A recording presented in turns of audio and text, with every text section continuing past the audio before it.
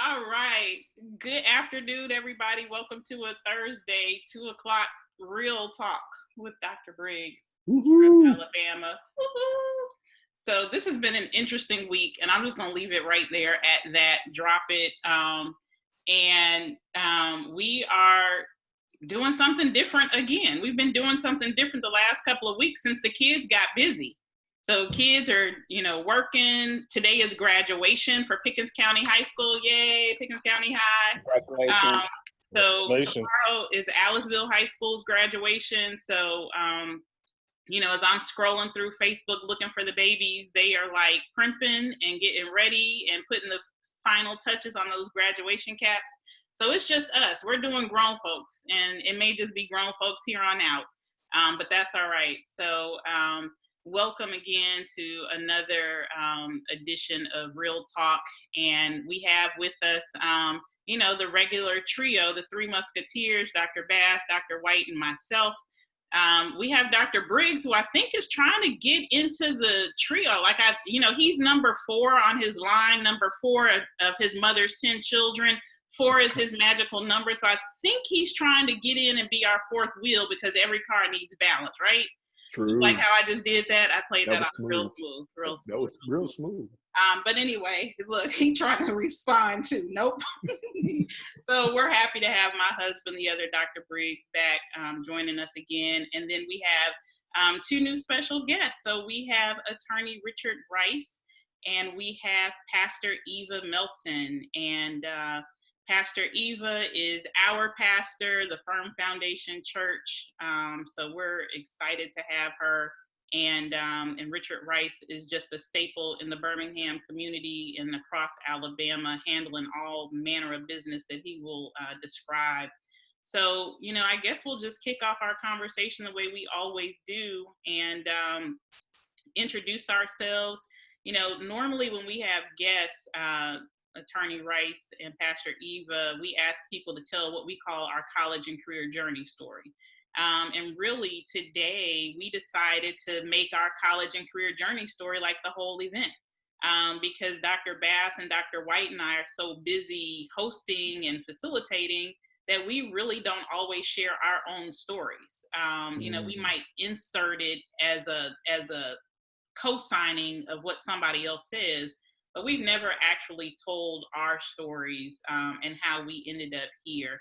And so I think what's interesting is technically all of us are educators because in one way or another, we all educate other people. Technically, we are all community organizers and community activists because that is something that each of us are passionate about, and we display it in one way or another. But in real life, we have Dr. Briggs, who started off as an artist, moved into architectural draftsman, moved into math professor, moved into, I'll let him explain all them books because each one of those books represent one of his titles. And then we have me kind of the same way, started off as a kindergarten teacher, moved into higher ed, now I'm doing GUA. So I think each of us have so many layers, but the overall theme today is the calling, because I think each of us heard, felt, sensed a calling to our purpose. And we are, I hope, and I believe, which is why we're all here together right now, we are walking in our purpose.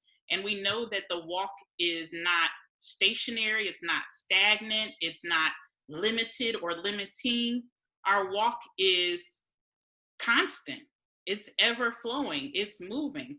And so I hope that all of that will come out in today's conversation. And I'm going to let Dr. Bass or Dr. White flip a coin. I'm gonna let one of y'all kick off the intros, and then we'll move on. Did you just give it to Bass and he looked away when you did it? I'm looking for a coin. You know what? Go ahead, Dr. Bass.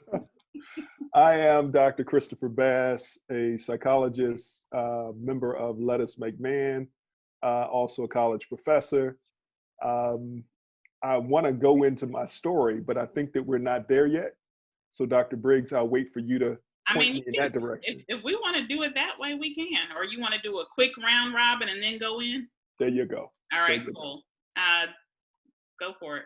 Well, how's everyone doing? My name is Dr. Gary White. I am a licensed social work practitioner, educator, scholar, and activist. I'm also a professor. I teach along with Brother Bass at Clark Atlanta University in the Whitney and Young Junior School of Social Work, in which we're celebrating 100 years of activism, education, and producing outstanding social work scholar activist. I'm also a member of Let Us Make Man, a gathering to reclaim Black manhood, in which I do the workshop often on restoring the Black family or making the modern family work. So everything that we're covering, everything that we'll be discussing and engaging within the context of our journey, what we recognize and fully understand, and you're going to hear it in the dialogue here, that no one arrived at the point that they're standing by themselves. Because we recognize and realize that for every leaf on a tree, it is connected to a branch, and for every branch we know it is connected to a root, and for a stump, and for every stump we know it is connected to a root. And so you're going to hear that journey from that root to that leaf and how we got here, and as well as some of the tremendous mistakes that we made along the journey in this process, and how even those great mistakes, like some of the greatest mistakes that have ever been made in medicine, that have created some of the greatest remedies to medicine because of wonderful mistakes. And so you all certainly will hear that. I'm looking forward to this discussion and dialogue because finally we get to have that dialogue about our own experiences. I want a do-over. Because some of us do the most. No, that was beautiful. That was perfect and poetic as always, Dr. White. So ladies first. Or no, let's do Dr. Briggs, and then we'll come down to our two brand new special guests. So Calvin Briggs, who are you? Well, good afternoon, everyone. I am happy to be with you today. My journey is a zigzag. It's definitely not a straight line. But currently, I'm serving as the Executive Director for Broadening Participation in STEM, a non-for-profit that provides academic and policy support and funding support to higher ed institutions, K-12 institutions regarding STEM education. And for those of you who don't know, STEM stands for science, technology, engineering, mathematics. We've been doing a lot of work throughout the Birmingham area in terms of supporting STEM initiatives and STEM funding.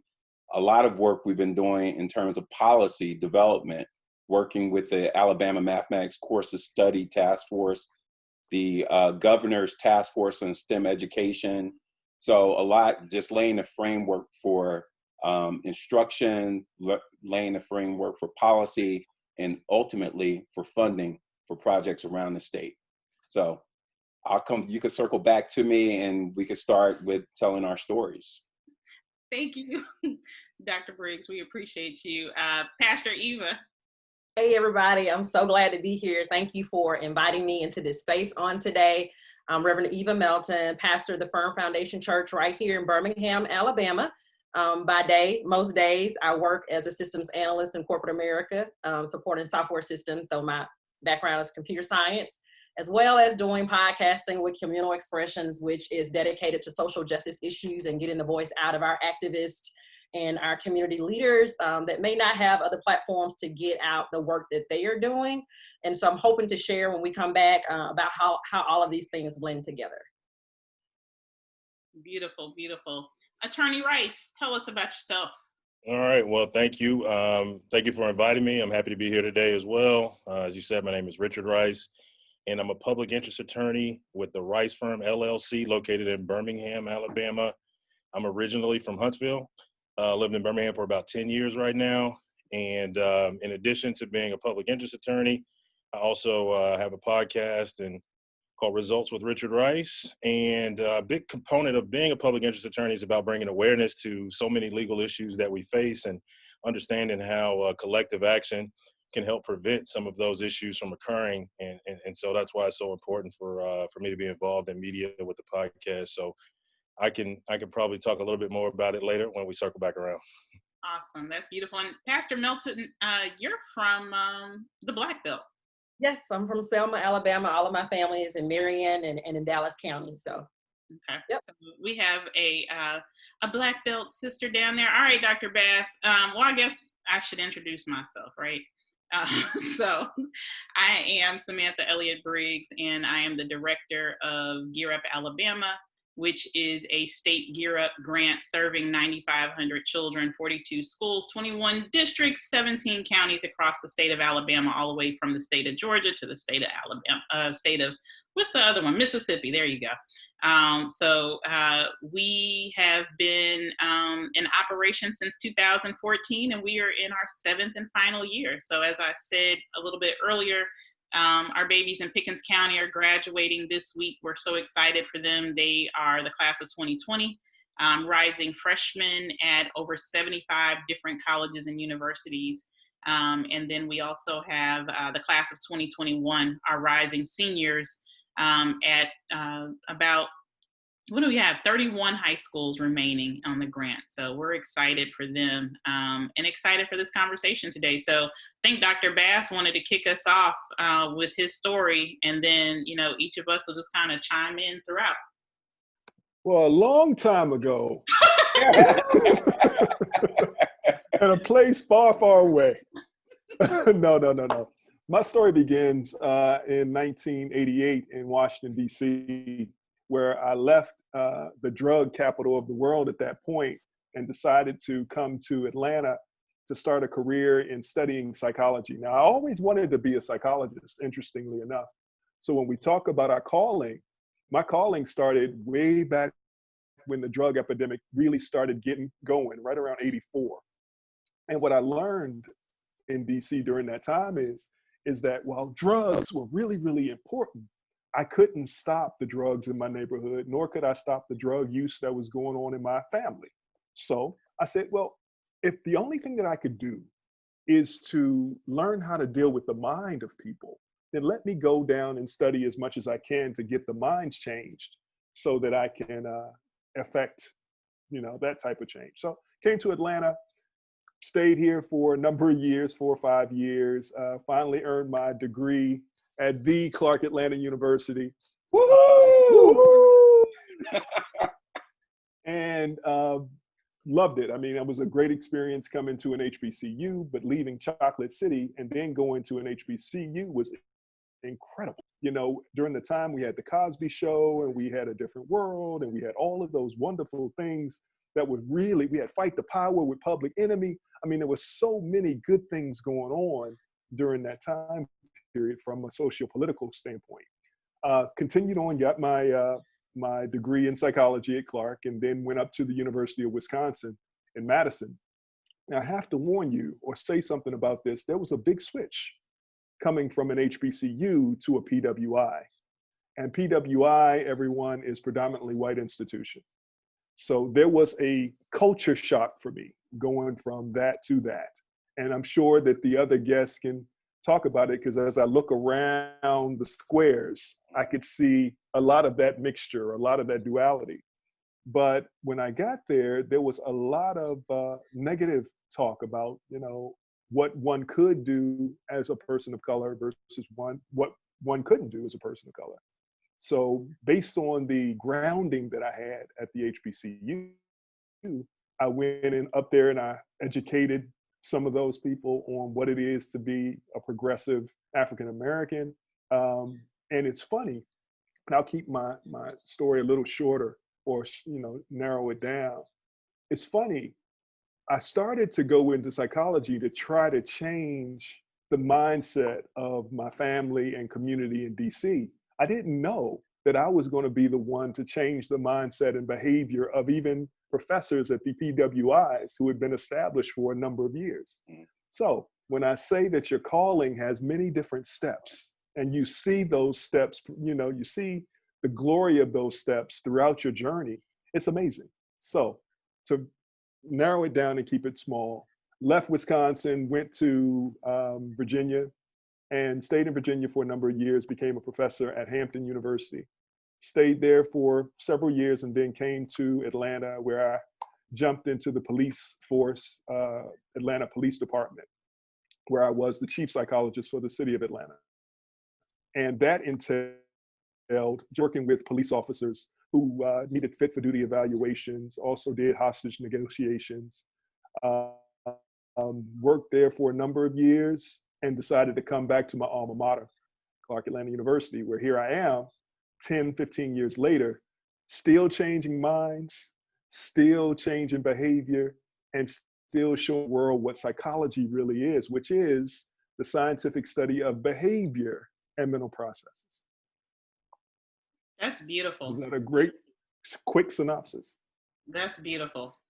So it's going to be interesting to see, and Dr. White already came off mute, so we know we're going to give it to you, but I have to see how we negotiate this space because all the facilitators are guests today. So we'll have to play this double role. But go on, Dr. White, you handled it by coming off mute. No, I was going to invite someone else to go. I literally was going to invite someone else to go. Okay, then literally do so. Pastor Eva, you ready? I am. So I went to college initially, started out at Stillman College in Tuscaloosa, Alabama, a place that all of my siblings had gone before me, except for my sister. She went to Alabama State, and I majored in computer science. I was sure of that because I did an Inroads internship the summer before with the company that I work with now in computer science at their help desk, and I knew for sure that was my major. That's what I wanted to do. I'm a STEM baby. I love it and still do that type of work today. Eventually transferred to the University of Alabama and finished my bachelor's there and ended up working for the company that I work for now, had a job offer on the table. But when we talk about calling and purpose, I believe that one of the things that happens in life is that we get breadcrumbs along the way. And so I like to call those breadcrumbs life events, passions, and our gifts kind of show us which way to go. And so my last year of college at Alabama, I had a very life-changing event where I was sure and I knew I needed to go to seminary. I chose not to go that route immediately, but took a job in corporate America. Eventually moved to Atlanta to go to the Interdenominational Theological Center. Spent 2 years there while working for full time and finished my master's in religion in Cleveland, Ohio, still working for utilities. For some, it seems like it's such a drastic difference, but to me, it all blends together very well. The type of studying that I had to do when I was studying for computer science, my STEM background, and then type of studying that I had to do like root cause analysis when investigating the text or learning Greek or Hebrew. And I still do that work today. 3 years ago, the Firm Foundation Church was founded. And for me, being able to do STEM work and still be able to pastor as well as do a podcast, to me, all of those things are so related. I don't try to separate them. A lot of people at my job know that I'm a pastor. A lot of people in the social justice and the community organizing know that I'm a pastor, but I believe my computer science background has really allowed me to be able to do things without having to think so much about finances. And I feel like, if we were ever to go to some type of crises in my life, as long as I was flexible about where I was going to live, I knew that I would have a job. And it's something about just being able to figure things out. I love root cause analysis. And so I think that's why sermon prep is so fun for me, because everything is about trying to get to a root cause and you're trying to elevate consciousness. And so I think a lot of my work is around liberation. And so I can do that on Sunday mornings. I can do that in the mentoring program with the kids with STEM. And I can also do that on podcasting. And so that's how I feel like God gave me breadcrumbs all along the way. And so even in my network, how I've met people, I met Richard through podcasting. I said, when I started podcasting, I would love to podcast with an attorney. I really need an attorney to tell me, whereas I can raise the consciousness about issues, I needed somebody to tell me, how do we change the law? How do you change policies? How do we change systems? And so I just feel like God has just given me so many life events that have kept me on track towards why I'm here. Because ultimately, I believe our purpose is not just for us, that it's supposed to bless a collective. And I feel like the work that I'm allowed to do in these various spaces tie together in liberation. That's amazing. And, just as my students will probably ask for recommendations about beauty salons and recommendations about the best places to eat and all of that when they get up here to Birmingham, I'm not advertising. but you just heard my pastor speak. So if you would like a church home when you get to Birmingham, Firm Foundation has open doors. But no, thank you. That was beautiful. And I never would have connected those two dots between, really the research and the process and your computer science background and the languages, that you have studied, the word that you have studied. So, I think that's beautiful. We definitely know how serious you take your prep time. And I think later on, as we get into the conversation about recommendations for our students, really what I know that you do as your process for preparing for a sermon, that's the same process our students need to have preparing for an exam, preparing for an interview, because you shut down. You will tell people, I love you. If you have an emergency, you know how to reach me and I will always respond, but give me this space. I need to start getting my mind, so that I can hear from God and so that I can prepare, the word for Sunday. And that's one thing that, I've always respected and honored about you is how you can, like, you compartmentalize, but at the same time, you have this fluidity, where you allow flexibility and you're quite nimble in that. So Richard, yeah, go ahead and try to follow that one. I That's know, always right? a challenge Thanks. here in this space. Right. Yeah. No pressure at all. Thank you, Dr. Briggs, for that. Appreciate it. So, like I said earlier, I'm from Huntsville. I was born in Huntsville, but I grew up in Madison, Alabama, and attended Madison City Schools, and I graduated from Bob Jones High School. And I think from probably about the age of 13 or 14, I knew that I wanted to be a lawyer. And I don't really know initially how that seed was planted within me, but it was just something that I knew was right. It was just one of those decisions. I knew I would do it. I was served in Student Government Association all through junior high and high school. And once I graduated high school, I went out to college at University of Alabama and studied economics. Now, an economics program at University of Alabama is a economics program within the business school and then also within social sciences. And so I was kind of on a dual track. I pursued most of my courses once I got to the higher level, senior level classes were primarily in social sciences. And I really didn't understand why at the time. But now it's kind of manifesting, and I think the idea that Pastor Eva put out there about the breadcrumbs, I can definitely relate to that. Certain experiences you have in your life, you really don't understand what it's preparing you for until later on. And just kind of looking back on things, I can see why I went through certain experiences and how that prepared me to do the type of work that I'm doing today. But yeah, after I graduated from University of Alabama with a bachelor's in economics, I returned home to take a year off and actually worked on Redstone Arsenal, which is a large federal installation there, and I'm the largest employer in that area. And so at that point, I had an opportunity to continue to work there. I can recall being offered a job 1 week, and then within the next week, I received a letter from the University of Alabama saying that I had been accepted to law school and that I was receiving a scholarship. And I wanted to go to law school. I studied hard for the LSAT, so I was really excited. I thought that I would probably pursue law school in another state because I wanted to have that experience, just of building community in another area. But the offer that was made to me by the University of Alabama was one I couldn't say no to. So I decided to go to law school. It was still tough, even though that had been my dream to have guaranteed, a job. And like so many people that grow up in the Madison County area and the Huntsville area, that's kind of that goal that you hear a lot of people talk about is, they want to finish school and get a good job, and that's kind of what everybody's expectations are. And I had essentially achieved that, but I decided really to kind of take a leap of faith and go to law school. No one in my immediate family had ever attended law school. And so it was a big challenge for me. And I presumed that in going to law school that I would just return home and take another job on Redstone Arsenal doing like government contracting or something like that, And once I got to law school, I just found out that wasn't the track for me. I did really well in my contracts courses, but that just wasn't really what motivated me. When I got there, I really noticed how I was different, more so than how I fit in with most of the other students there.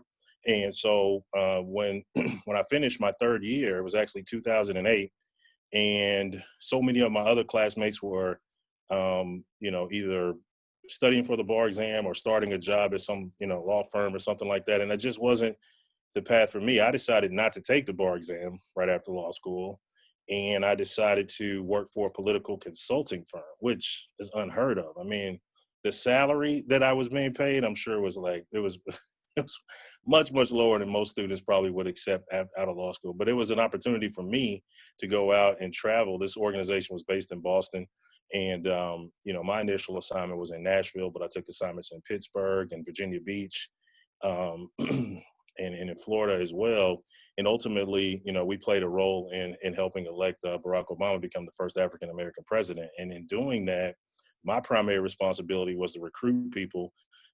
Sometimes they were older than me, younger than me. My primary responsibility was to recruit other folks to go out and do canvassing. And we canvassed around issues like healthcare, job creation, how to reduce crime. And we also did a lot of, just door-to-door persuasion as well. And so that really gave me firsthand experience of kind of, what people's perceptions really were, and like how diverse of a country we are, and how everyone has an opportunity to define themselves, and not really to get so caught up into what I see in mainstream media about, certain demographics and how they think and what they believed. And it also allowed me to see how we could take more of a proactive approach to addressing some of these issues that we were dealing with. And so that was one of those experiences that I never would have planned. I never would have anticipated doing something like that. Once I completed, I worked for that company for about a year. I had an opportunity to go to DC and do lobbying on social justice issues, which was very tempting, but I opted to return home so I could take the bar exam. I definitely wanted to make sure that I finished the deal and becoming a lawyer. And so that's what I did. And I started my own practice. And, at the time, the way that I really wanted to practice law, I didn't really see a lot of examples around me of folks doing it that way. And, initially that was something that was really challenging. But, I was able to identify some folks, in the broader community that I could identify with my ideology. And, I looked throughout history at folks like Charles Hamilton Houston, which is a quote that I every time I get an opportunity, I always try to put it out there. He stated that, a lawyer is either a social engineer or a parasite on society, and that a social engineer is someone who uses the Constitution of the United States to uplift their community and improve the quality of life for the people in their community and the public at large. And so that's really what I strive to do. And like I said, it's been one of those things where initial experiences that didn't really seem, fair to me, or was an additional challenge, is something that, right now during this time frame that we're in, where you see uprisings taking place and people speaking out against systemic racism. So many of the experiences and so many of the things that I've done have really prepared me uniquely for these type of situations. And, I probably would have never volunteered for those experiences initially, but I'm certainly thankful for them now. So, I'll just stop there. And again, like I said, my public interest practice is in Birmingham, and it's something that is about education. I think that's the point that you just made, Dr. Briggs, is I'm either educating a jury, a judge, or first educating my client, educating the public on how to avoid pitfalls and things like that. So it is, we certainly are teachers first in this field as well. Absolutely. And it's funny I had to send a text to say I'm going next, because it's a perfect transition, because I grew up in a home where law, paved the way and paved the way. And, my father was the legal redress chairman for the NAACP, and ultimately a judge, the assistant attorney general for the state of Missouri. So I grew up in that space. I definitely would say, he started off doing civil rights law, went into criminal law, ended up with, I would say, more so civil. And it was always an assumption that I would be a lawyer. And I defended my brothers. We had my brothers and I had a full network, in our childhood where we got one another out of trouble and into trouble. But if you're gonna get people into trouble, then you got to be skillful at getting them out. I was the baby girl of 5, and everybody used me. They used me to get the car keys. They used me to get the money. They used me, because they thought daddy's girl could go in and. But we had fun growing up. We had so much fun, but that fun wasn't always, right or righteous. And so I was known as my brother's attorney. And so my father, he had a joke, he calls it now that I'm an adult, inspiration. But he would always say, "You're smarter than a lawyer." So we just had this little thing. And anytime, if I got teased, if I didn't do well in school, if a teacher challenged me, my father would always say, never let anyone tell you any different. You're smarter than a lawyer. And he meant, that I was smarter than him, that he had instilled in me, because he always pushed the agenda that each generation was supposed to do something more and beyond the generation prior. And so calling, my calling was to have a family, and my calling was to be the best mother on earth. That was my calling.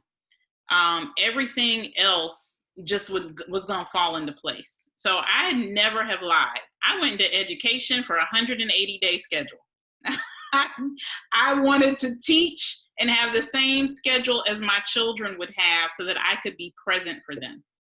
I felt as though people were not always that present with me when I was young growing up, and I wanted to do that differently because of how it made me feel.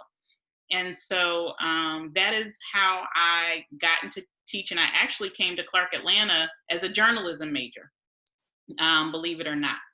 And in orientation, Clark Atlanta, true to form, said, look to your left, look to your right. One of these people will not be here, at the end. And they gave the statistics on how much money you would make coming out as a journalist.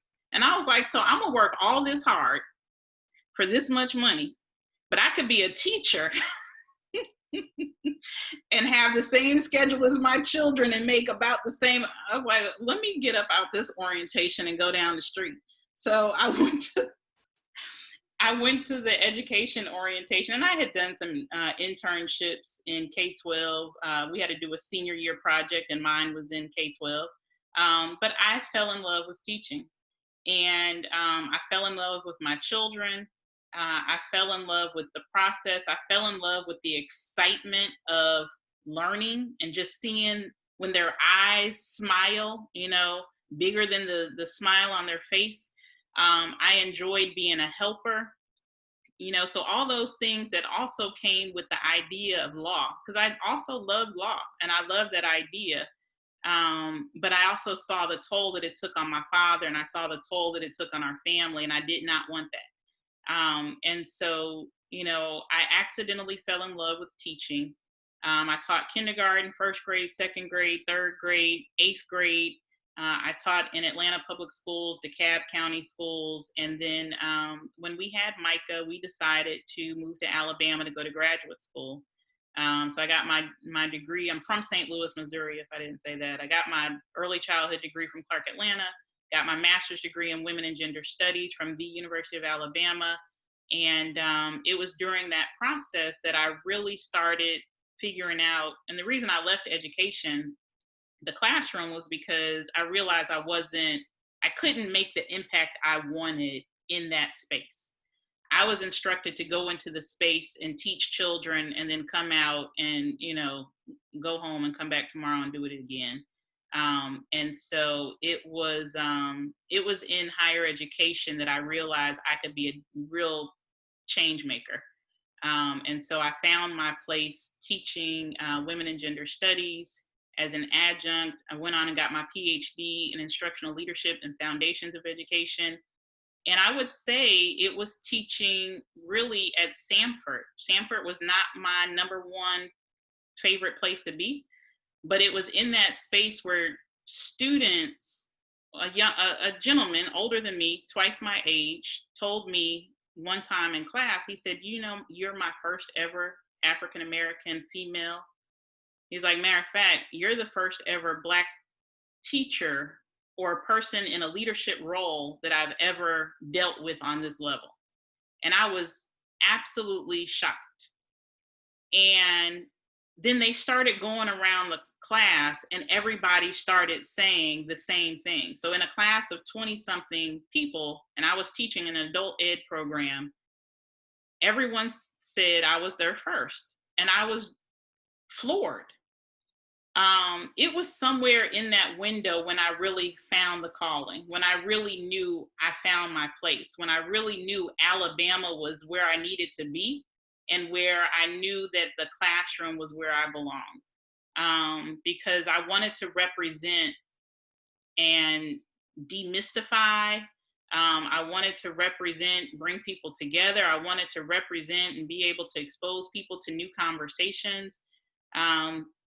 And then I would say the same thing, you know, Gear Up. For me, Gear Up was just another level. It was beyond the classroom. It was beyond, you know, the reach that I could have for 15 weeks, this one body. You know, Gear Up, I have the opportunity to change generational cycles. I have the opportunity to you know, teach 9,500 people how to be fishermen.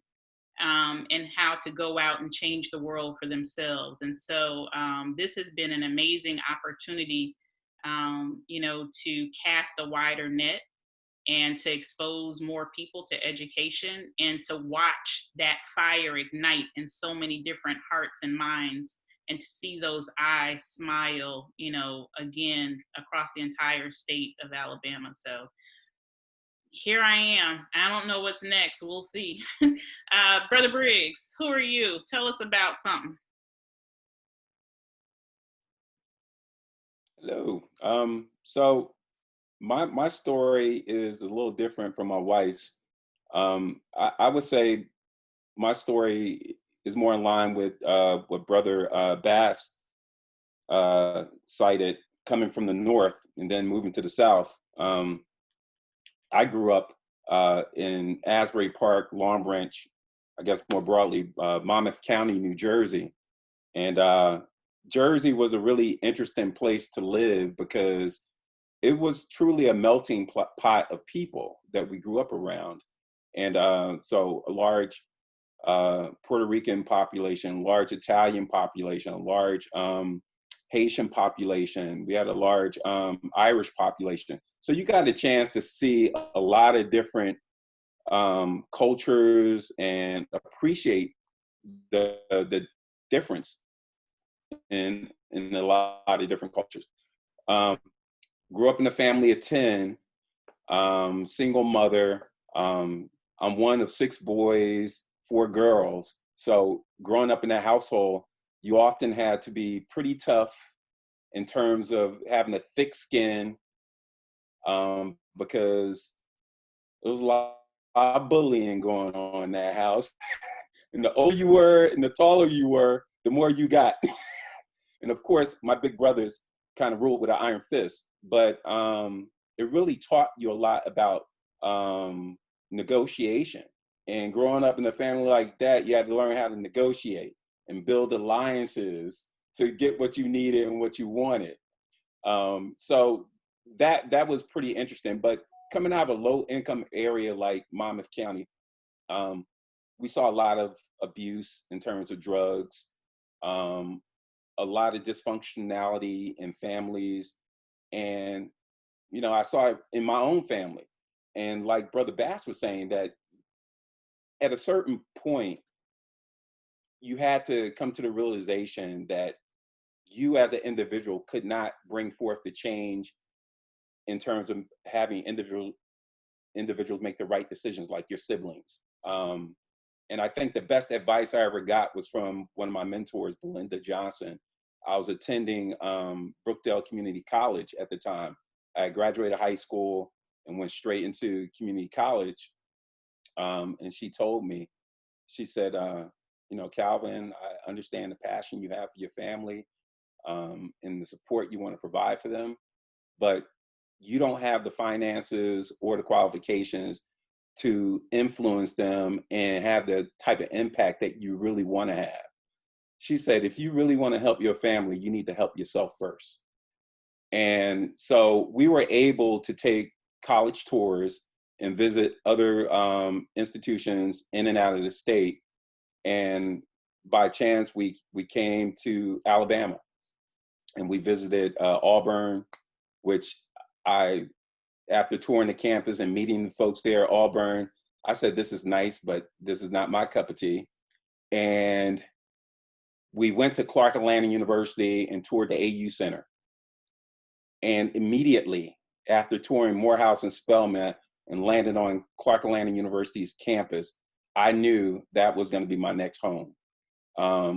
Clark Atlanta University really provide the type of nurturing that I needed to develop as a young man and ultimately as a husband and as a father. I've met my lifelong friends and family there. My inner circle, my concentric circles of people that I call family, I can say I met at Clark Atlanta University, including my lovely wife who's, Clark Atlanta University. I owe that to Clark Atlanta University. But I think the thing that kind of I took away from Clark Atlanta and that experience, and then subsequently I applied to graduate school and working on my doctorate degree, was that often we have these periods in our life that we must cocoon. We have to cocoon ourselves, like to become that butterfly in that particular stage of our life. Belinda, when she told me I needed to leave New Jersey, she knew that I could not focus on my studies at the same time trying to be daddy to my brothers and my sisters and my cousins and my nephews and trying to work several jobs to supplement income in my household. She said, no, you need to focus. So Clark Atlanta University allowed me that opportunity to cocoon myself, cut myself off for a limited time from all the distractions in my life to become and develop as a young man, as a human being. And I've seen myself doing the same thing in different stages of my life. And I watch other folks do it in different stages of their life. And I think the biggest problem that we see in the African American community, underserved minorities, underrepresented minorities, especially in the STEM fields, is that they don't have the opportunity, or they don't take the opportunity to cocoon themselves, cut themselves off from all the different influences and distractions in their environment. And they do have the power to do it. They just they haven't realized that they have the power to do it. They think they gotta engage, they gotta do this, they gotta be the one to rush to mama's side or their younger brother's side.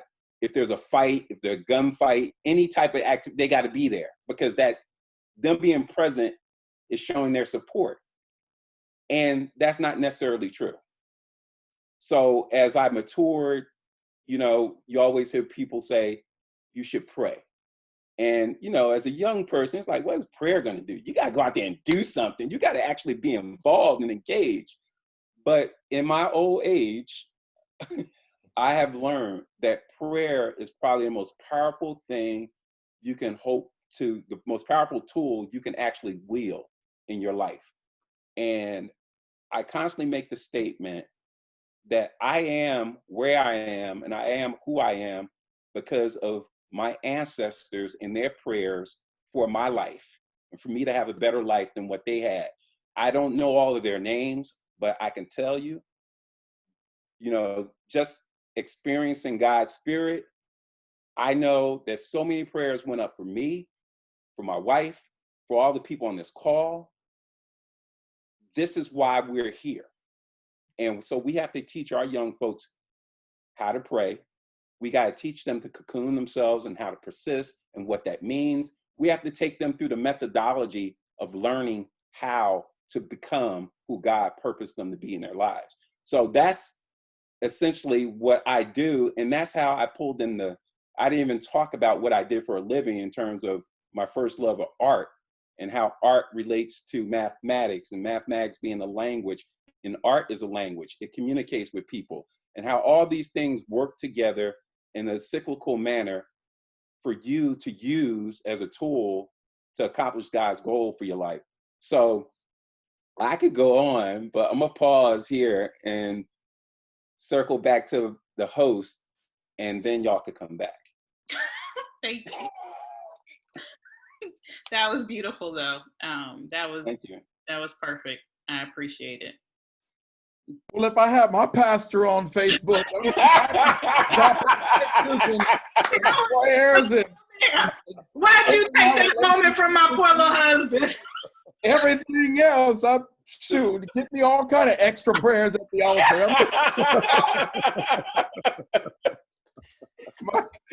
And if you had a pretty pastor. I know it. And Martin Luther the King.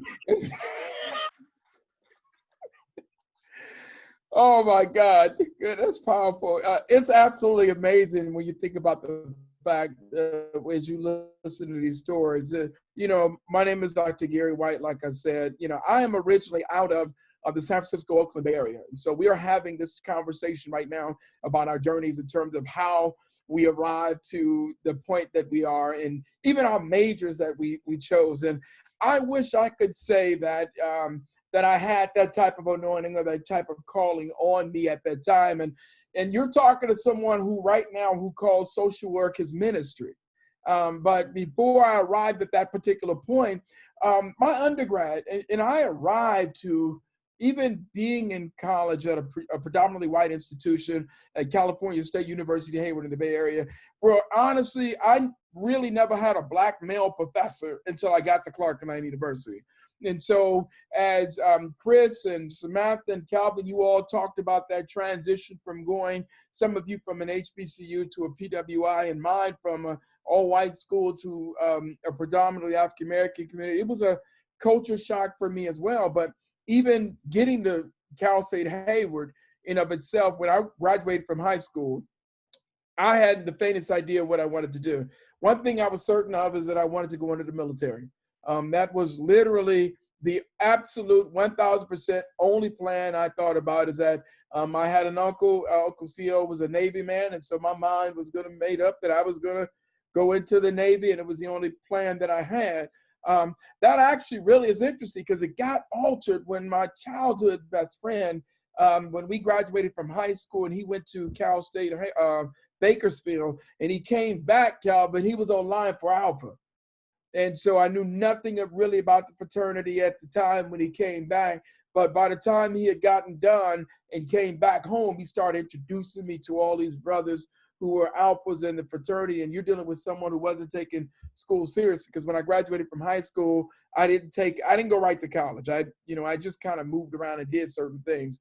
But that inspiration, watching all those brothers, those college men, those scholars, those brothers at UC Berkeley, UC Davis, UCLA, all those brothers, and they all looked like me. They laughed, they joked, they kidded around, they did all those things, but yet they were architect majors, engineering majors, math majors, STEM majors, but they had the jokes and the laughs. So really it was in that moment that I realized that if I wanted to get to that point and get to that fraternity and reach those things, that I had to make the transition.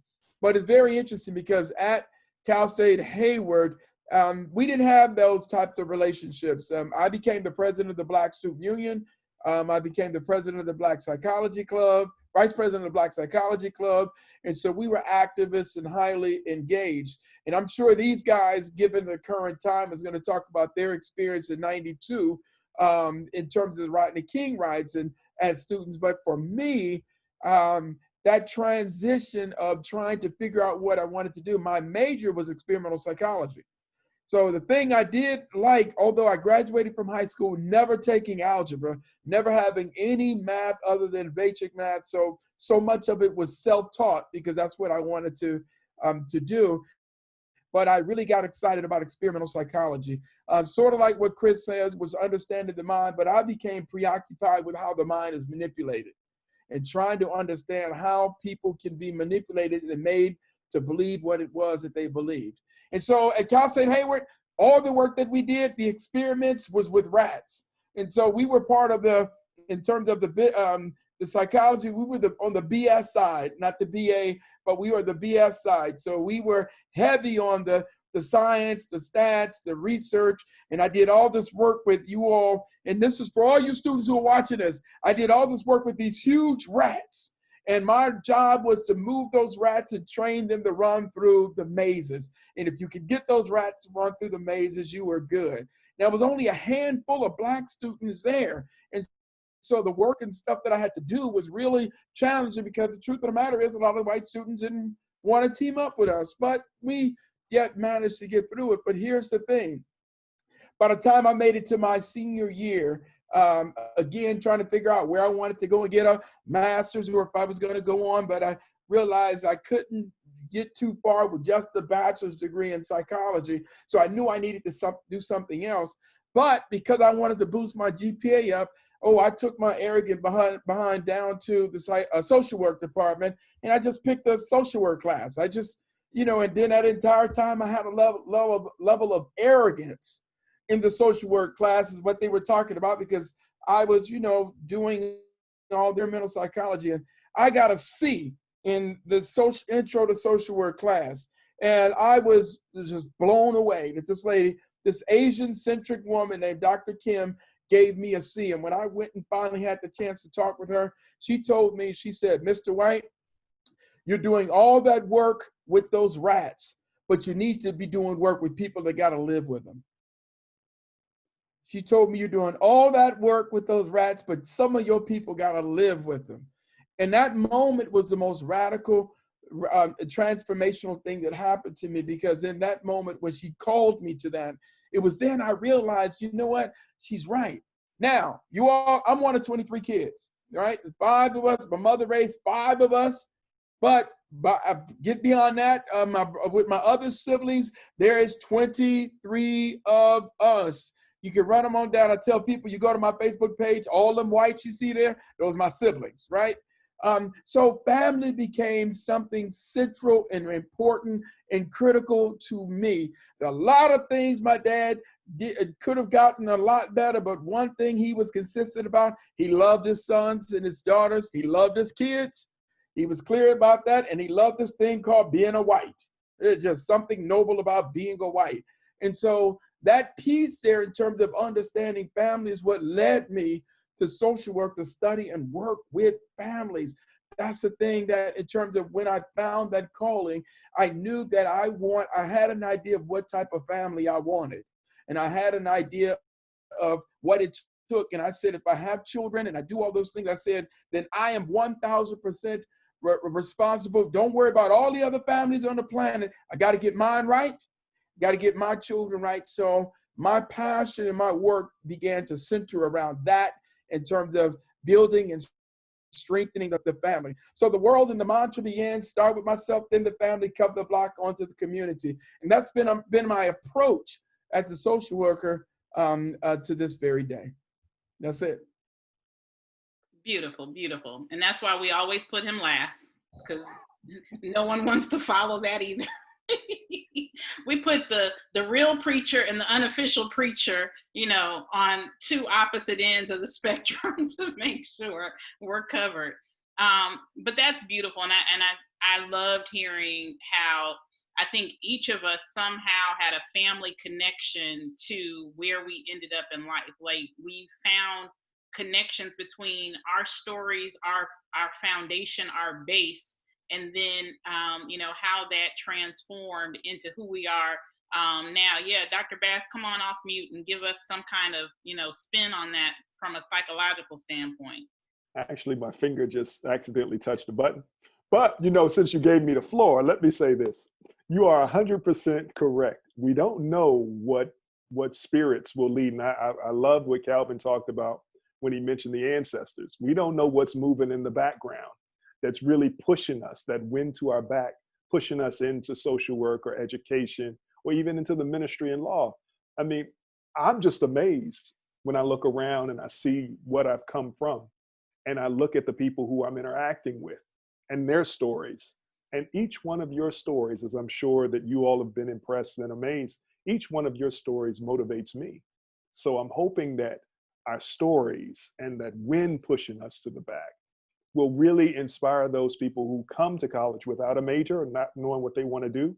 And for those people who really have an idea of what they want to do, but fall into the realm of, okay, maybe I don't want to do this, I want to do that. So I'm just encouraged. I'm inspired. I'm ready to see what's next. I wish we had more time though.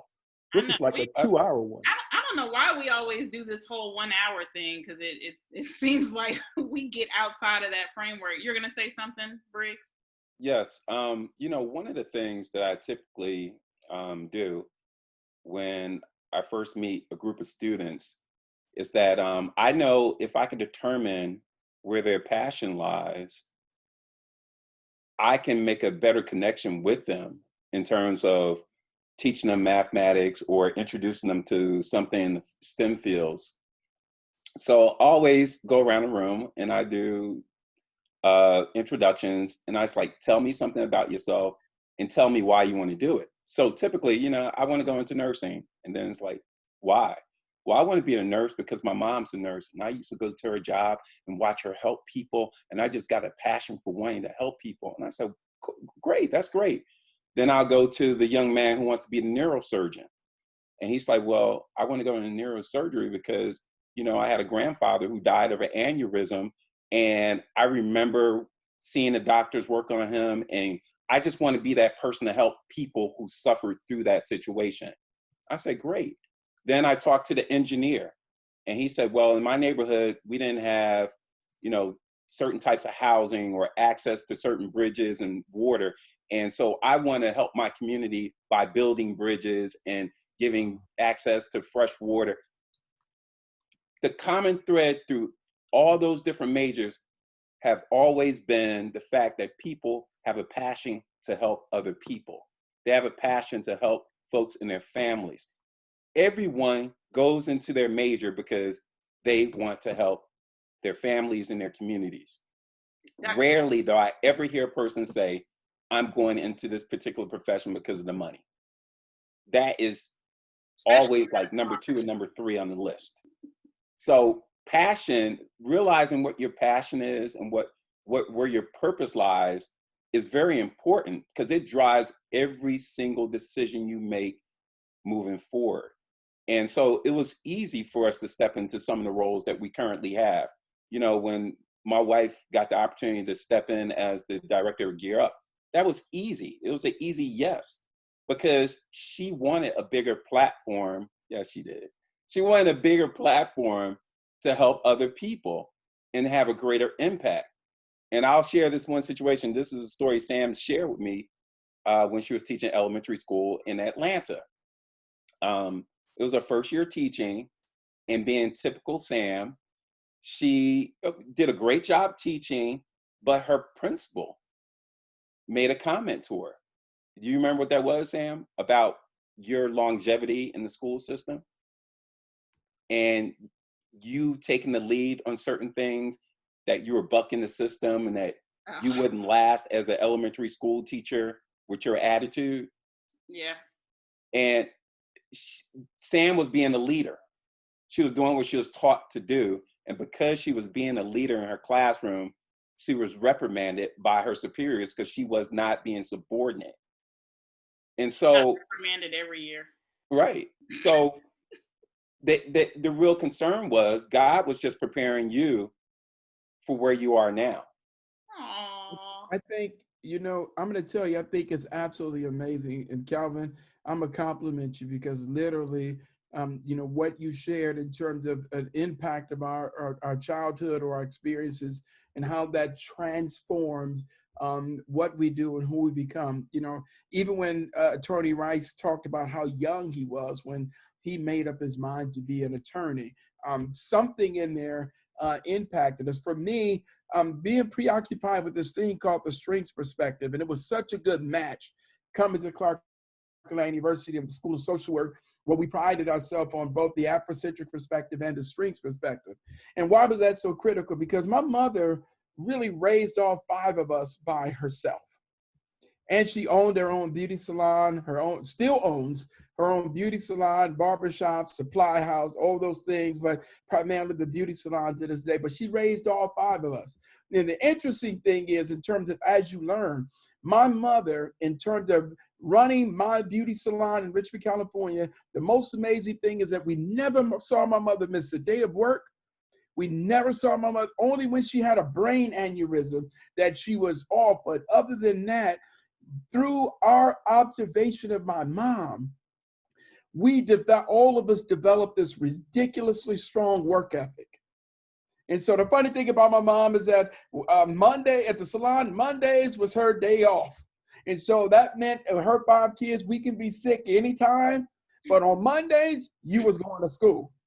And so, because that was her particular time, but understanding that strengths perspective and not looking at the fact that in my community, we were the only family that wasn't 2-parent families. All of my childhood friends, and we're still close together, but they were all raised in 2-parent homes. And there was our family and my mom doing it by herself. And so my work ethic and my commitment to family, my appreciation for strong Black women, strong Black mothers, literally the square root of all of that is watching what she did. And even when we say, well, Mom, how did you do it? And she says, well, I just did one day at a time until it was over.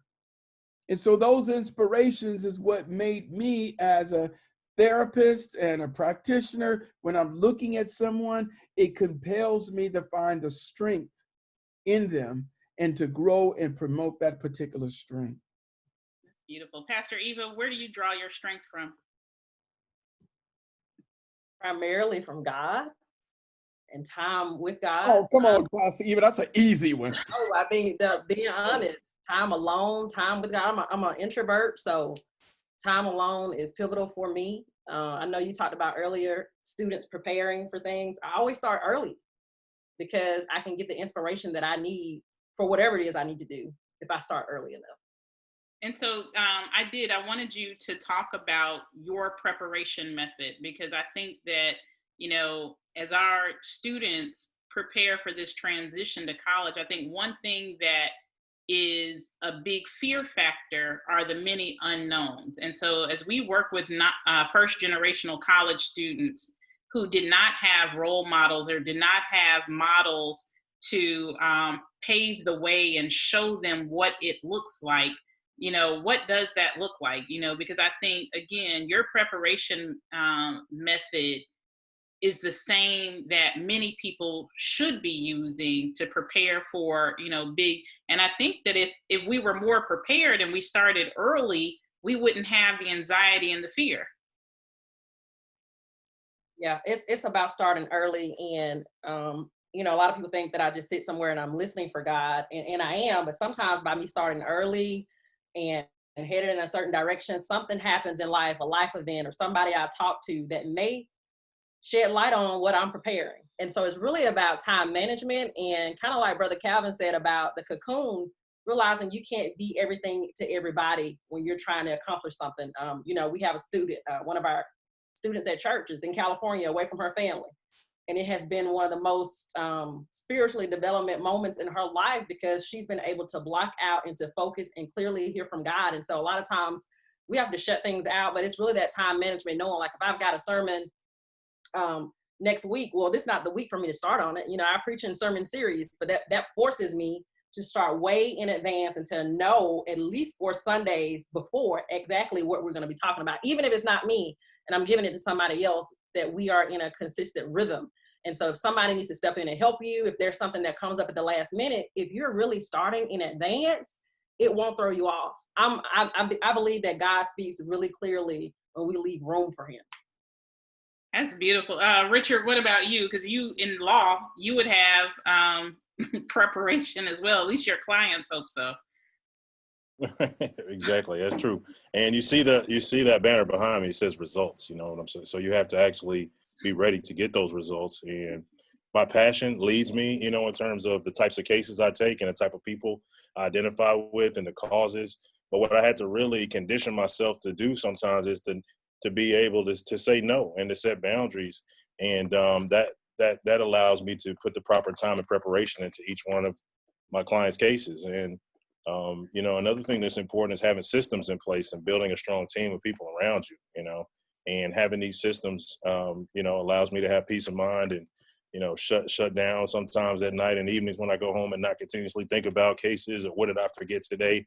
Um, and sometimes we think that our passion or our commitment is enough. If we have integrity, then we might think that that's enough to lead us to success or to victory, but it isn't. You know, we have to build those types of structures and systems, and that takes preparation and it takes trial and error too.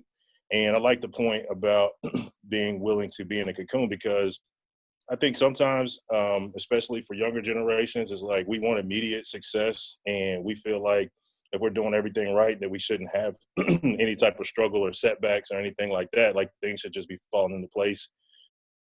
But I feel like if you allow yourself to go through those type of experiences and really look, you know, to see what is the lesson learned in those situations, then that's one of the places that I draw inspiration, is by looking at those type of looking at those type of experiences, opportunities, and seeing how they make me stronger. It's not always easy when you're going through it. I mean, maybe it's something you kind of reflect on, but just I think after you have a series or go through some of those things and look back on them, then the next time you're in some type of valley or potential challenge or hurdle, then you can kind of see the end of the tunnel and you see the lesson, you see elements of the lesson as you're going through it. And you know, another thing that really inspires me is nature. Just being outside and just like understanding like basic laws of nature and truths, because I feel like those can often be representative or analogous to some of the other challenges that we see in our life, or with, you know, social interactions with other people, or if I'm dealing with a case or a client, then I could sometimes identify truth over here in this area and then apply it to another area of my life. And by doing that, then it kind of gives me peace of mind to know that that these issues are being resolved out here naturally. And so that same type of result's going to work for me too. So so those are kind of two areas. And another thing I would say is that, you know, in choosing a career, it's one of those things where people want to make money. Like, I mean, I think money is a resource. We need to embrace it. And I just want to keep saying that money is a resource, and build it if you can, and don't look at it as bad or evil. And folks that, you know, who grew up with in modest environments or worse, sometimes, you know, looked at money as within itself as being corrupt, but it's a weapon, it's the tool. It's something of value that we can use, but it has its place. And I don't think that you can choose a career based on, going in and looking and seeing which careers are, you know, have the highest average salary or whatnot. Because, I mean, money may motivate you to do your job, but it's not going to motivate you to do your job well. It's not going to motivate you to excel or to be exceptional. And I firmly believe that, you know, profit is going to follow your passion, because profit is about creating excess value. And if you're doing things that you love, then that's the type of competitive advantage that nobody else can come in and step in and take away from you. So, Pastor Eva, he just dipped into one of your sermons. He just dipped in. Look, I'm saying, go ahead, Reverend Rice. Yes. That's just how I feel about it. So yeah, I mean, I just wanted to put that out there, and just like you all said, just this conversation is inspiring to hear other folks, who have achieved success in their respective fields. Just learning from you all and hearing your experiences is inspiring to me as well. So I'm not trying to dip into church, but real quick, Pastor Eva. So you have this sermon that you've preached, and you've brought it up in other settings where you talk about all the tools that we need, all the gifts that we need are already in our possession.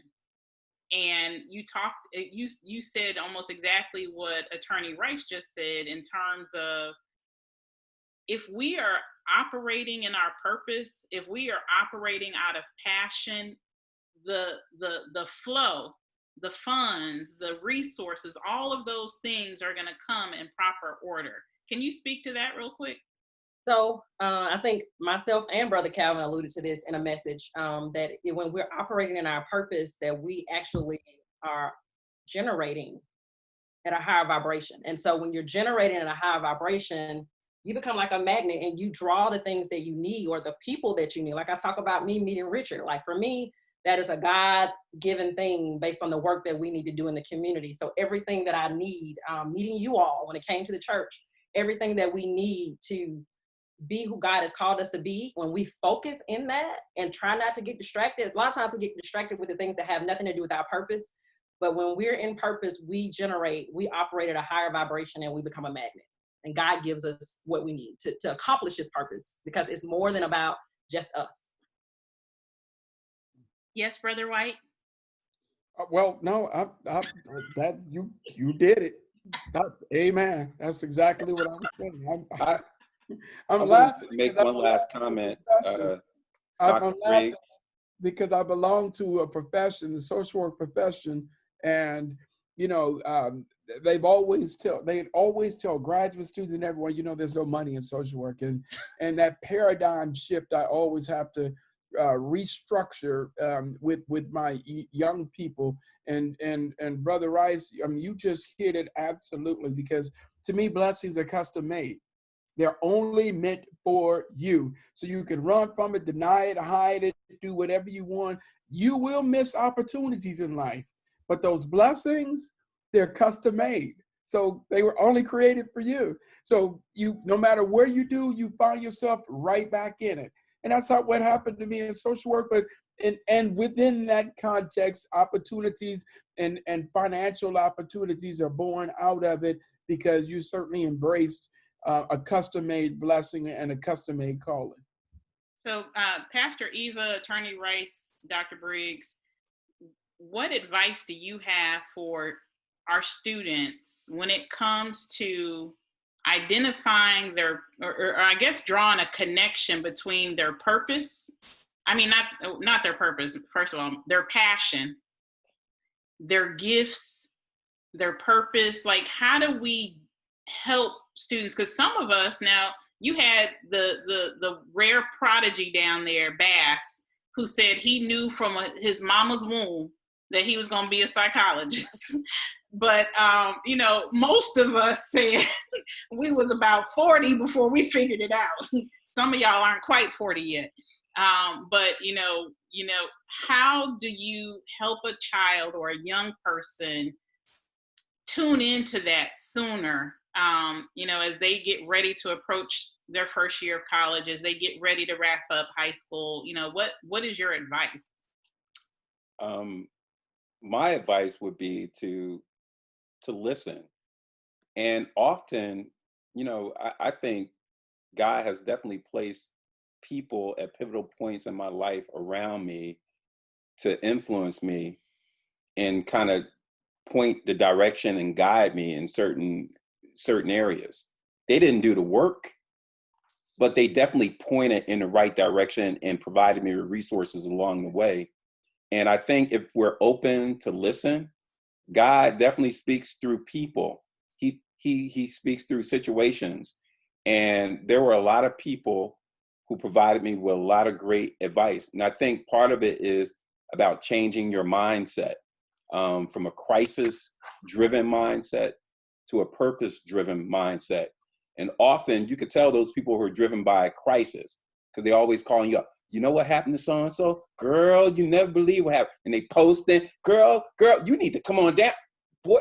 And so that's a distraction. It's constantly pulling you away from your purpose. So you need people to kind of settle you and to get you to focus on first things first, to prioritize what's important. Because the one thing you are not going to get back in this life is your time. And you could focus your time on distractions, or you could focus on meaningful activities that utilize your passion and your gifts. And once you start using those gifts, more gifts kind of flow out of you. It's like painting. You don't know you're good at it until somebody's like, you're pretty good at painting. And then you start to engage more and more and more and more. And so a lot of our young folks need that. They need people to coach and mentor them and help guide them. And so I would say, put yourself in the presence of great mentors, great advisors, great people that's going to motivate you and inspire you. Thank you. And I would say everything that Dr. Briggs just said, having a good mentor, because that's going to help expose you to things that you may not have seen in your family growing up. I just happen to be the youngest of 7 kids, so I was exposed to a lot, but mentors always help, because once you're exposed to something, you get to see how your energy feels.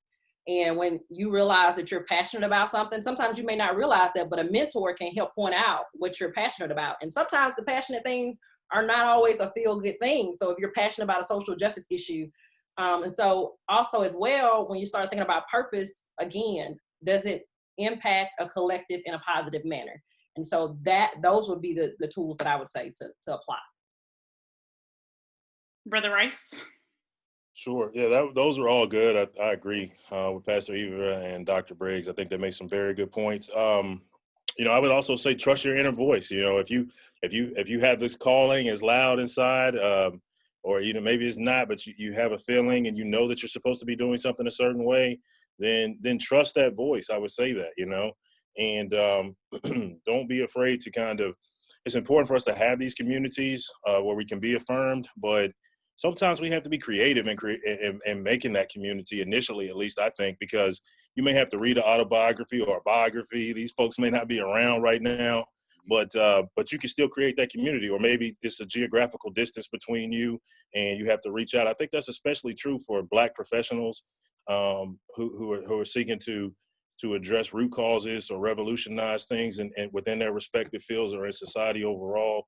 So I would just say kind of be creative and creating that community. Don't feel like you have to just, follow the traditional, conventional community, what's being put back at you, and don't always feel like you have to have people in your immediate space affirming you when you're in that cocoon phase, because they probably don't have the capacity to see how your custom-made blessing is manifesting itself, right? And if they did, then it wouldn't really even be for you, it wouldn't be that unique thing that you were trying to do if everybody just got it instantly, even though I think that that's a part of who we are, and right now as humans is like, we need that type of affirmation from other folks, but be patient and then look forward in maybe places that you typically wouldn't. And then I would also just say trust the timing of things, because if you're ambitious, you're driven, you're called, you know what you want to do, you know how you want to do it, you want it to happen right now, you want it to happen yesterday actually, but just trust the timing and be patient with it. I say be patient and be persistent. Don't just sit around and wait for it to happen, but just keep working towards making it happen, and don't feel like you have some type of internal clock that's telling you that you're late or whatever the case may be. If you're making good use of your time, you're not wasting time, you're not sitting around just, feeling sorry about the situation or whatever the case may be, and you're working, you have a plan, and you're being diligent, then trust that process, trust that process to allow things to manifest in due time. So those would be some of my closing thoughts. I love it. I'm going to let you start this one last round robin before Dr. Bass takes us out. And my question to each person, and I'm challenging you 40 seconds or less to say, to answer. I've been so emphasizing that I forgot what my question was. What did you need from a mentor coming along anywhere on your journey? What did you need from a mentor that you missed out on and that you now either try to give yourself forward or that you try to fill in for someone else? Like what did you miss as a young person, that you hope that these young folks who are watching, that they receive? What did you need? Well, for me, it's a couple of things. I think it's one thing, but I kind of have two examples of but it's perspective, and I think I really needed perspective to the extent that somebody came to me and said, all right, you want to be a lawyer and nobody around you is a lawyer, your family or your, in your immediate circle is a lawyer. So yes, you're going to need to stretch yourself and grow and mature and make sacrifices. Yes. But for you to be successful, you got to be yourself, and who you are is good enough. It's just the right amount of everything you need to go out and be a successful attorney. You don't have to give up your core self characteristics, traits, and your all of these things that I think sometimes when we have these cultural differences that maybe we're not used to or accustomed to, then we think that some of these things maybe if we don't see them reflected back overall in that profession, that we may have to give those things up. So I would say that would be one thing. And then also, I recently had a mentor who's an attorney who's practiced law for 40 years. And I'm 38, so I always have to joke on him about that. And But he told me, he said, look, your career is going to be divided into 3 categories. When you first start your career, all the judges are going to be older than you. They're going to look down and they're going to tell you what you don't know, right? And then in the second phase of your career, you're going to be the judges are going to be your peers, you know, and they're going to look at you as a peer, and you're going to be able to have an exchange and educate each other. And then in the third phase of your career, you're going to be older than all of the judges. And so that's going to put you in a leadership position. And I think that type of perspective allows, for me, it builds up my endurance. It encourages me, and it gives me more strength to push through and just kind of understand that everything that I do and experience isn't necessarily about me. It's about the time and the space that I'm occupying at that moment. And I think it helps me navigate some of the situations that I deal with on a day-to-day basis. I love that. Pastor Eva? I think for me, because I find myself trying to pay it forward with the folks that I mentor, you know, not just the theory, not just the, you know, this is what you need to do, but helping create those opportunities for a person to do something, even if it means you're helping train them in some way or allow them exposure to you that you typically want to allow, because you want them to kind of see behind the scenes what it really takes. And so I find myself now trying to pay that forward in some of the people that I mentor. And it's one of those things that can be risky. You can get hurt, you know, or they may not be in a place to even understand how much assets that you're giving them. But I think it helps in the long term. I think it helps boost confidence, as well as just having a person and realizing that, hey, my mentor is a real person. So love it. Mine is simply focus. I wish I had someone who told me to focus, taught me how to focus, and kept me focused. Dr. White, what's yours? I had a mentor, and I apply it now. Someone pushed me beyond my capabilities to get in contact with my capacity. And so for me, as you know, when I finally had that mentor, it was unapologetic about their expectations. And the other part about that as well is that this particular mentor told me that we all come here with gifts, be it the 1, the 3, the 5, we all come here with the gifts, and that being true to ourselves, those gifts will be revealed to us, which is a part of that custom piece. And so for me, becoming a poet, and, you know, romantic, but poet and writing, it was nothing that existed until it was born, and then it started flowing, you know, pulling them out of my dreams. So it's something that became amazing because it was a mentor who was unapologetic about it. And again, because that's also what prompted me to focus on the strengths of our people, and regardless of what it is. So I just call those the big butts of life. You know, they can do this, but this, they can do this, but that. But, you know, a lot of people have big butts. You know what? And I cannot lie. Yeah. Give us one more Spellman product placement, please. Brother Briggs. Oh, Lord, have mercy. 40 seconds or less. All right. I would say, Gary. I would say fuel. Sometimes I think the things that fueled me to do certain things was the wrong type of fuel.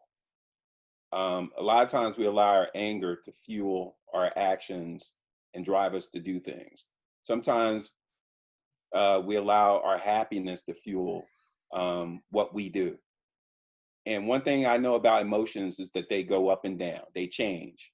So I decided and shifted my fuel source. Instead of being driven strictly by emotion, which we all are, I decided to switch to something with more solid foundation and living according to a set of principles and allowing yourself to be driven by a solid foundation and principle. What the things that you want to do for your family and your community needs to be part of your principle framework. And whether they make you angry or upset, happy or sad, you should stick to your those principal items. And if you do that, you'll find I found myself exceedingly growing at a much faster rate than I have in the past. And that's one of the things we teach our students about: studying, developing good habits. In spite of how you feel about doing math, you still need to study the math that night. And if you pick up these habits, the habits of mind, I think you'll go a lot further in life. And I think that's something we don't teach our kids. Well, we don't do a good job of teaching our kids early enough. So, Brother Bass. Well, you know, as a first generation college student, y'all are something else today, I tell you. As a We have first reached generation, the silly hour. as a first generation college student, you know, and growing up right down the street from Howard University, my mother did a wonderful job in taking me and my brother up to Howard. But because she was never a college student, she could only take us so far. See? So we got to the gates and we looked through the gates, and every now and again we would go on to the campus and we would look around. But the tragedy in that is that there was nobody there to show us what to do when we got into the campus. Nobody was there to talk about financial aid. Nobody was there to talk about, you know, study skills, and nobody was there to talk about time management and so forth. So if anything, I would say that a more well-rounded exposure to college, a more well-rounded exposure to a career, a more well-rounded exposure to even friends. You know, you all have been, you know, my mainstay for at least 20 years, 25 years. But when it comes to 40 years ago, you know, and I'm dating myself, Brother Rice, when it comes to 40 years ago, I didn't have this level of friends. See what I'm saying? This caliber of friends. So if anything, what I was missing, and I know my 40 seconds is up, is surrounding yourself at this age with the right, more well-rounded, holistic group of people who will get you those answers so you won't fall prey into nonsense. And your friends will keep you laughing. That's it. Yes, because they are the butt of the joke. Um, we are goofy with PhDs and JDs and y'all are DV. Okay, I'm gonna quit with all the Ds. But anyway, thank you so much. I think this has been a great conversation. I am so grateful that Pastor Eva and Attorney Rice and Dr. Briggs were able to give up 90 minutes or more of their time today. I am grateful. This has been energetic, and I know that our students will be watching this in the days ahead. They tend to watch us at 2 o'clock in the morning when the old people are asleep, but we're grateful. And we look forward to just continued relationships as our students come, you know, here to UAB, as they head over to Clark Atlanta and the Atlanta University Center, to your alma mater, University of Alabama, your alma mater, Stillman. I don't know if we have anybody going to Ohio though, but you know, we'll cover in the gaps with everywhere else, and of course the Alabama State and everywhere else in between. So, Brother White, one more product placement with that Spelman mug, please. Yes, thank you. Okay. Spelman Dad, yeah. Each sip had me cracking up. But no, thank you guys so much for sewing into the kids today. And I appreciate your time. And we look forward to coming over and hanging out with communal expressions and real results with Richard Rice. Oh. You know what, Dr. Briggs, I'm laughing because, you know, my two older daughters have graduated, but my youngest one is a sophomore now at Tuskegee University. And when she looks at this video, realizing that I'm holding the Spelman mug and not the Tuskegee University mug, I know I'm gonna get it. So I had to make sure. You need a Spelman, a Tuskegee, and a Texas A&M all lined up, and then just take equal sips throughout. Yeah. All right, love y'all. Appreciate you. Thank you. And we are off of there.